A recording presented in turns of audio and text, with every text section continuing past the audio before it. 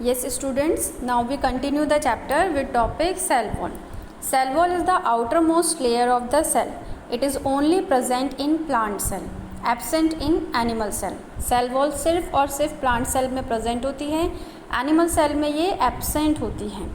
Cell wall जो होती है वो नेचर में नॉन लिविंग होती है और फ्रीली परमिएबल होती है, यानी कि ये जितने भी सब्सटेंसेस हैं उनको सेल में एंट्री करने में हेल्प करती है.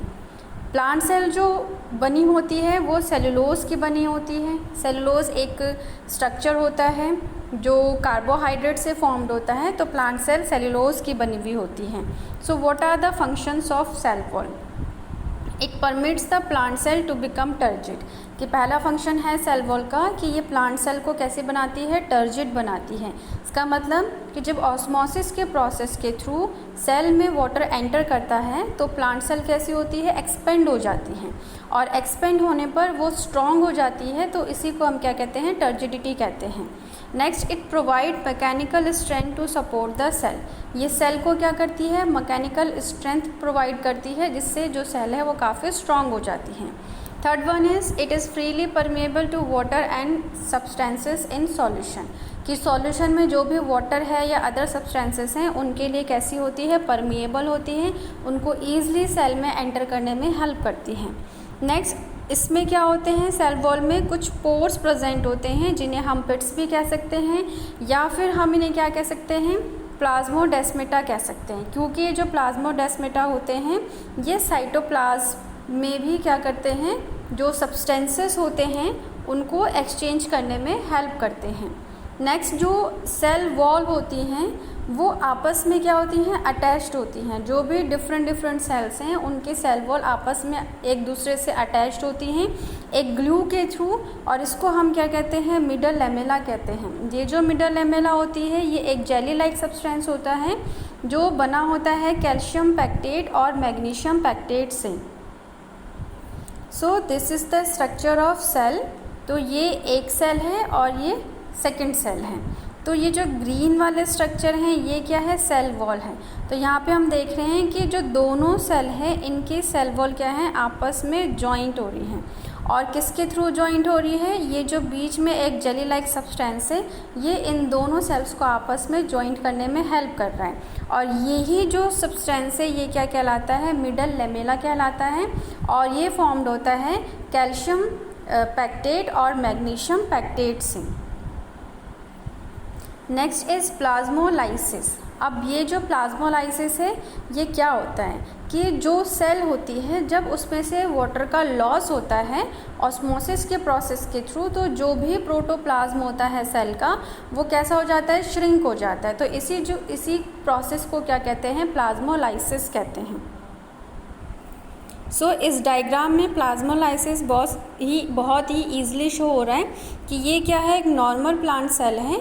तो जब इस प्लांट सेल से वाटर का लॉस होगा तो इसमें जो ग्रीन स्ट्रक्चर है ये क्या है? प्रोटोप्लाज्म है. तो ये प्रोटोप्लाज्म क्या होगा? श्रिंक होना स्टार्ट हो जाता है. तो यहाँ आप इस डायग्राम में देख रहे हैं कि प्रोटोप्लाज्म क्या हो रहा है? श्रिंक हो रहा है. तो जब कंप्लीट श्रिंकेज हो जाता है प्रोटोप्लाज्म का तो इसको हम क्या कहते हैं? प्लाज्मोलाइसिस कहते हैं. Next cell structure is nucleus. Nucleus is large centrally located spherical cellular component. Nucleus क्या होता है? लार्ज होता है और ये सेंटर में प्लेस होता है सेल की. This is the structure of nucleus and it is bounded by two membrane. यहाँ पे देख रहे हैं डायग्राम में कि जो न्यूक्लियस है वो दो मेम्ब्रेन से कवर्ड होता है, और इन्हीं मेम्ब्रेन को कंबाइंडली हम कहते हैं न्यूक्लियर एनवलप. ये न्यूक्लियर एनवलप कहलाती हैं, और ये जो न्यूक्लियर एनवलप होता है ये न्यूक्लियस को साइटोप्लाज्म से सेपरेट करने में हेल्प करता है. न्यूक्लियस के टू कंपोनेंट्स होते हैं, एक होता है न्यूक्लियोलस और second one is chromatin material. तो ये जो क्रोमेटिन मटेरियल्स होते हैं ये एक थ्रेड लाइक स्ट्रक्चर होते हैं एंड कंपोज्ड होते हैं जेनेटिक सब्सटेंस डीएनए से. डीएनए का फुल फॉर्म होता है डीऑक्सीराइबोस न्यूक्लिक एसिड, और इसके साथ साथ इसमें प्रोटीन भी प्रेजेंट होते हैं, तो स्पेशली हिस्टोन प्रोटीन्स प्रेजेंट होते हैं। डीएनए जो होता है वो इन्फॉर्मेशन को स्टोर करके रखता है, क्योंकि ये सेल फंक्शन के लिए बहुत ही नेसेसरी होती हैं। By this diagram we study the concept of DNA and chromosome. तो यहाँ पर हम क्या देख रहे हैं, ये सेल देख रहे हैं। सेल में सेंटर में ये एक स्ट्रक्चर प्रेजेंट है, जो लार्ज स्ट्रक्चर होता है सेल का, ये क्या कहलाता है, न्यूक्लियस कहलाता है। तो जो न्यूक्लियस है उसमें कुछ थ्रेड लाइक स्ट्रक्चर प्रेजेंट होते हैं, जिन्हें हम क्या कहते हैं, क्रोमेटिन मटेरियल कहते हैं। अब ये जो क्रोमेटिन मटेरियल है, जब सेल का डिवीजन होता है तो सेल डिवीजन के टाइम पे ये क्रोमेटिन मटेरियल आपस में कंडेंस्ड हो जाते हैं, और कंडेंस्ड होने पर ये एक थिक रिबन लाइक स्ट्रक्चर का फॉर्मेशन करते हैं, जिसे हम कहते हैं क्रोमोसोम। तो ये एक thick ribbon like structure formed हो गया, तो ये क्या कहलाता है, क्रोमोसोम कहलाता है, और सेल डिवीजन के टाइम पे ही ये विजिबल होता है। अब ये जो क्रोमोसोम्स हैं, क्रोमोसोम्स में ही क्या प्रेजेंट होते हैं, हेरिडेटरी जो इन्फॉर्मेशन है वो प्रेजेंट होती है, किस फॉर्म में, जीन्स के फॉर्म में। क्योंकि जो क्रोमोसोम है इसी में क्या प्रेजेंट है, ये डीएनए प्रेजेंट है, क्योंकि ये सब आपस में क्या हो गए हैं, कंडेंस्ड हो गए हैं, और इसमें कुछ यूनिट्स होती हैं जिन्हें हम कहते हैं जीन्स। तो ये जो जीन्स है इन्फॉर्मेशन को ट्रांसफ़र करने में हेल्प करते हैं। तो हम ये कह सकते हैं कि ये जो क्रोमोसोम्स हैं, क्रोमोसोम्स दो कंपोनेंट से मिलकर बनते हैं। पहला कंपोनेंट है डीएनए, और जो सेकंड कंपोनेंट है वो है प्रोटीन्स। कौन से प्रोटीन्स होते हैं, हिस्टोन प्रोटीन्स होते हैं।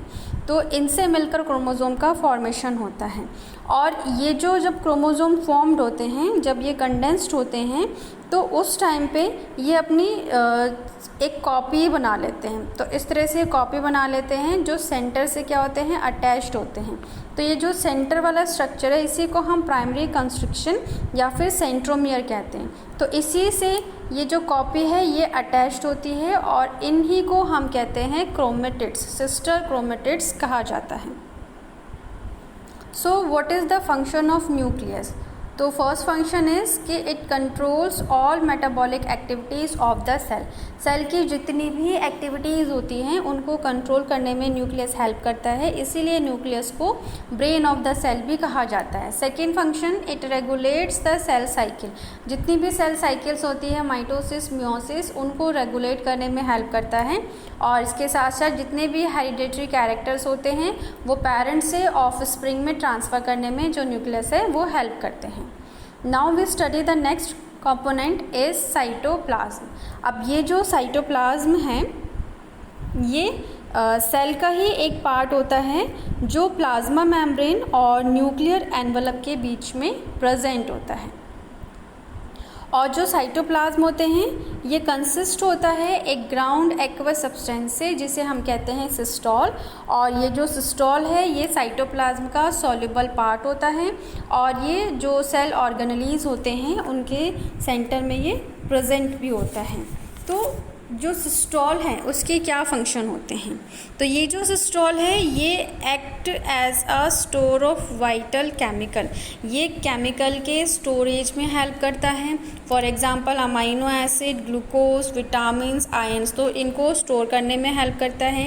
इसके साथ साथ जितने भी मेटाबॉलिक पाथवेज होते हैं उनकी ये साइट होती है। For example glycolysis, chemical activities चलती रहती हैं सेल में, तो उनके लिए एक ये स्पेस प्रोवाइड करता है। और इसके साथ साथ जो फैटी एसिड्स हैं या न्यूक्लियोटाइड्स हैं इनके फॉर्मेशन में हेल्प करता है। और जो ये साइटोसॉल होता है इसी को हम लिविंग साइटोप्लाज्म भी कहते हैं, क्योंकि इसमें हमेशा क्या चलते रहते हैं, मूवमेंट्स चलते रहते हैं। Next component of cytoplasm is cell organelle. ये इनसॉल्युबल पार्ट होते हैं साइटोप्लाज्म के। So now we start with first cell organelle, that is endoplasmic reticulum.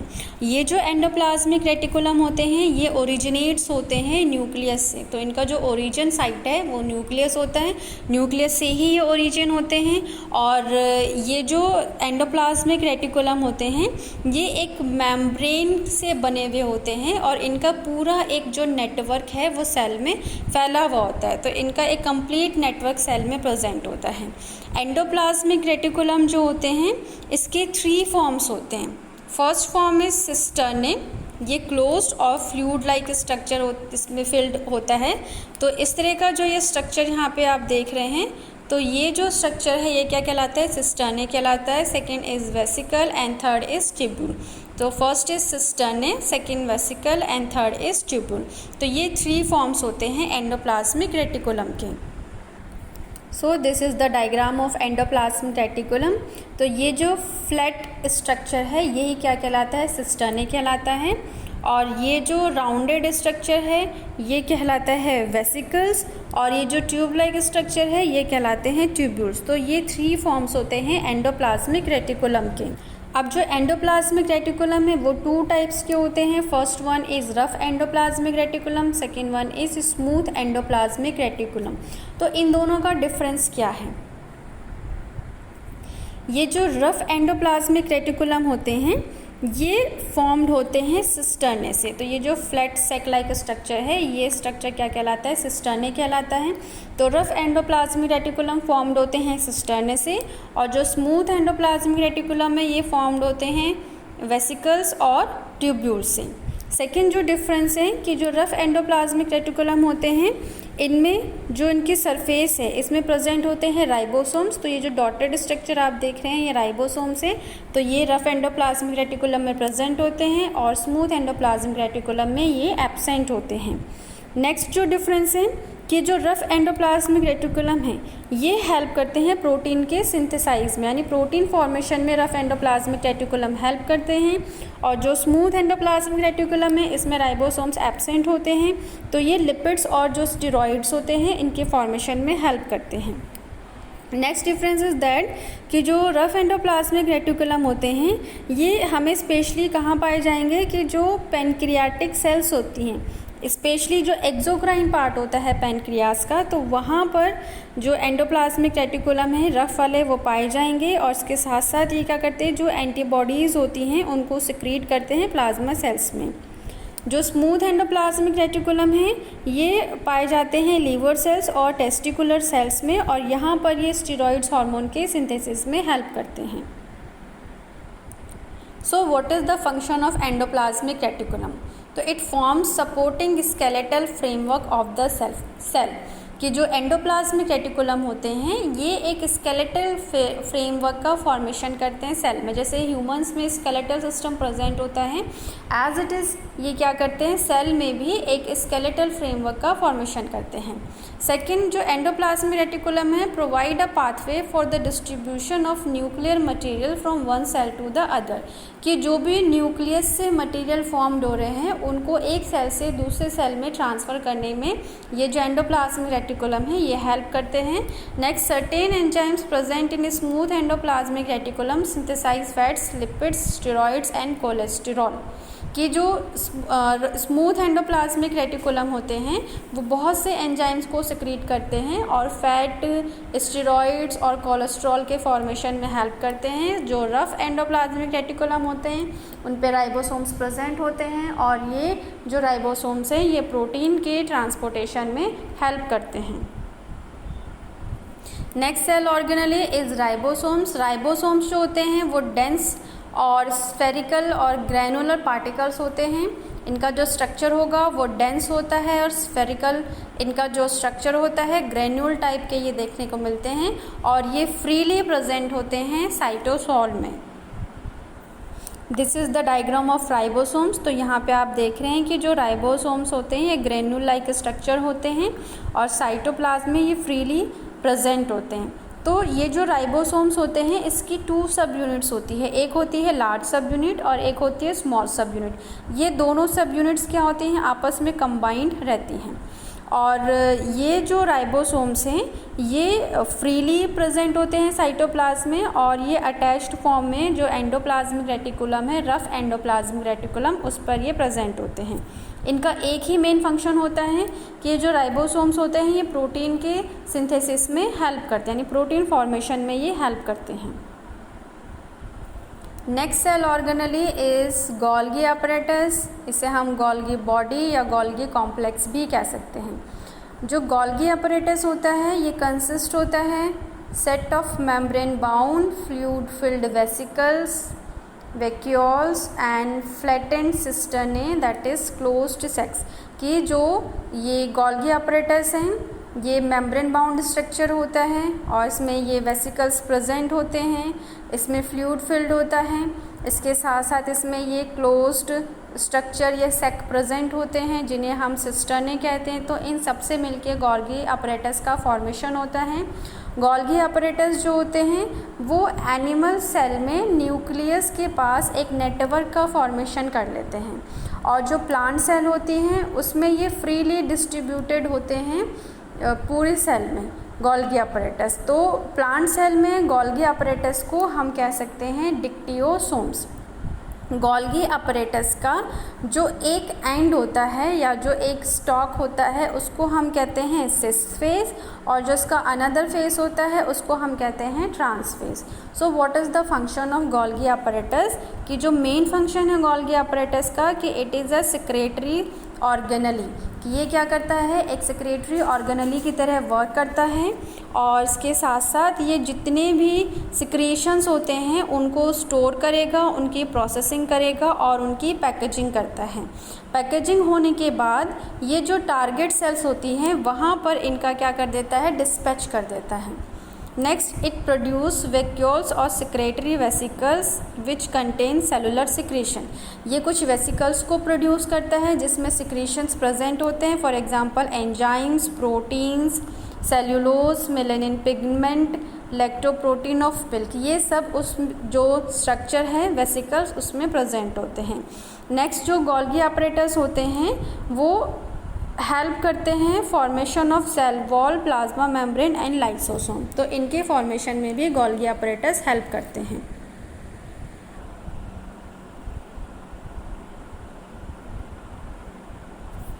ये जो स्ट्रक्चर है ये गोल्गी अपरेटस का स्ट्रक्चर है। तो यहाँ पे हम देख रहे हैं कि ये फॉर्म्ड होता है वेसिकल से, और ये फ्लैट सेक लाइक स्ट्रक्चर सिस्टर्ने इनसे फॉर्म्ड होता है, इनमें फ्लूइड फिल्ड होता है, और ये जो इसमें वेसिकल्स होते हैं इसमें एंजाइम्स प्रेजेंट होते हैं, और ये एक तरह से सेक्रेटरी ऑर्गेनली की तरह वर्क करता है। Next organelle is lysosomes. Lysosomes जो होते हैं बहुत ही सिंपल टाइनी स्फेरिकल सेक लाइक स्ट्रक्चर्स होते हैं, और ये इवनली डिस्ट्रीब्यूटेड होते हैं साइटोप्लाज्म में। अब ये जो लाइसोसोम्स होते हैं इनके फंक्शंस क्या होते हैं, कि जो लाइसोसोम्स है ये जो है इंटरसेलुलर डाइजेस्टिव सिस्टम की तरह वर्क करते हैं, इसलिए हम इन्हें digestive bag of the cell कहते हैं, क्योंकि ये क्या करते हैं जो भी foreign material for example bacteria या वायरस जब हमारी बॉडी में एंटर करते हैं तो उनको ये क्या करते हैं डिस्ट्रॉय कर देते हैं, यानी सेल में जब ये एंटर करेंगे तो उसको बैक्टीरिया और वायरस को ये डिस्ट्रॉय कर देते हैं और हमें प्रोटेक्शन प्रोवाइड करते हैं उन बैक्टीरियल इन्फेक्शन से, इसीलिए इन्हें क्या कहा जाता है digestive bag of the cell कहा जाता है। सेकेंड, ये जो लाइसोसोम्स होते हैं ये क्या करते हैं जो भी वॉर्न आउट या फिर पुअरली वर्किंग सेलुलर ऑर्गेनलीज होते हैं उनको ये क्या कर देते हैं रिमूव कर देते हैं, और इसीलिए इन्हें जो स्कैवेंजर्स या cellular housekeepers of the cell कहा जाता है, या इन्हें garbage disposal system of the cell भी कहा जाता है। नेक्स्ट, जब भी सेल का क्या होता है ब्रेक डाउन होता है तो उस टाइम पे जो सेल है वो डैमेज हो जाती है, तो जो लाइसोसोम्स है वो बर्स्ट हो जाते हैं और एंजाइम सिक्रीट करते हैं जो क्या कर देते हैं eat up their own cell, वो अपनी ही सेल को ईट कर जाते हैं, इसीलिए लाइसोसोम्स को suicidal bag of the cell भी कहा जाता है।